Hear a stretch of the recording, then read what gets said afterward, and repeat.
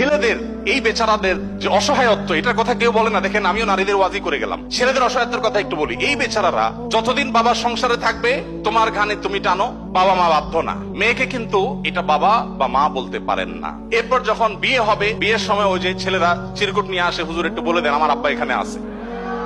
আমি পল্টনে একটা হোটেলের উদ্বোধনী দিনে আমার এক বন্ধু মানুষ সেখানে গেছিলাম। এক ছেলে তার বাবাকে ধরে আমার কাছে নিয়ে আসছে, এসে বলছে, হুজুর আপনার অনেক ওয়াজ শুনছি, আজকে আমার বাপরে হাতের কাছে পাইছি, আমাকে বিয়ে দেন। আমি বহু বলছি, আজকে আপনি হাতে নাতে বলেন। আমি নিজের লজ্জা লাল হয়ে গেলাম, যে ছেলে কি বেহায়ার মতো কথা। যাই হোক, তো এই বেচারারা বিয়ে করতে যাবে, বাপ বলে যে কি করো তুমি, বিয়ে করবে মানে টাকা কামাই করো। মেয়েদের বিয়ের সময় কি বাবা মা এটা বলে তুমি কয় টাকা কামাই করছো তোমার বিয়ে দিব?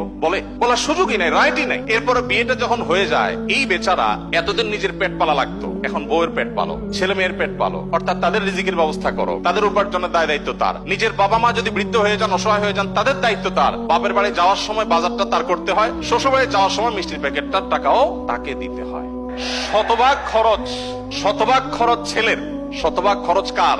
ছেলের। আর বাপের সম্পদে পাবে হলো 2 টাকা, 2 আনা, আর মেয়ে পাবে 1 টাকা। তার অন্যের খরচ তো দূরের কথা, নিজের খরচই তার উপরে বর্তায় না।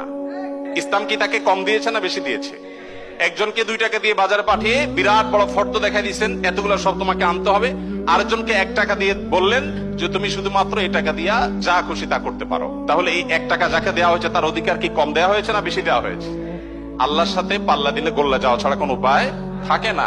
যারা নিজের বিবেক দিয়ে আল্লাহ সুবহানাহু ওয়া তাআলার বিচারকে, বিশ্লেষণকে বিচার করতে চায়, তারা আল্লাহর উপরে যে খোদার উপরে খোদাগিরি বলে, যে সে মূর্খতা ছাড়া কিছুই করছে না। আমি শ্রদ্ধা রেখে তাদের প্রতি বলতে বাধ্য হলাম।